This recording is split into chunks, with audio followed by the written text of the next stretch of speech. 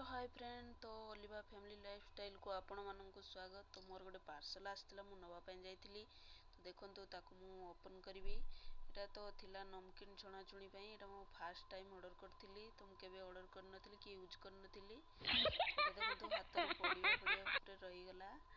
तो यहाँ मो पाई तो टेक्सचर बहुत भल थिला। यार 7टा पीस पूरा डिजाइन देथिला। सेव मोटा सेव सरू सेव तो बहुत सुंदर सुंदर स्टार थिला। 3टा स्टार गोटे सिंगल स्टार एमती बहुत सारा थिला।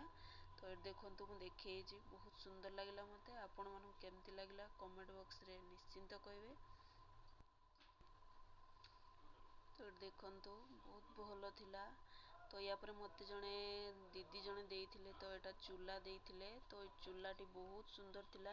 से आनथिले 2500 टଙ୍କା रे। तो मते 1000 टଙ୍କା रे देइ देले जेहेतु तांको दुई पीस थिला।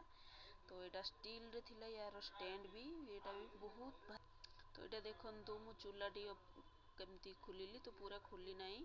तो जेहेतु गाँ को आम आग को जाऊे तो से खोला खुली बेस करनी। तो देखो ये बहुत भारी थिला। स्टील रे पूरा थिला। अब यार स्टैंडटा भी मेन कथा पूरा स्टील रे थिला। एटा जंग लागोनी।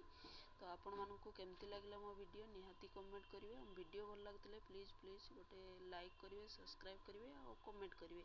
कमेंट कले मु जानि परिबि नै के माने मो वीडियो देखुचंती। मते बहुत खुशी लागिवो।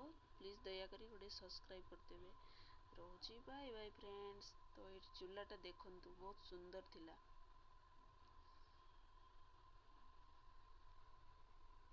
तो प्लीज फ्रेंड्स वीडियो भल लगी निहाती गोटे सब्सक्राइब करिवे लाइक करिवे। रोची बाय।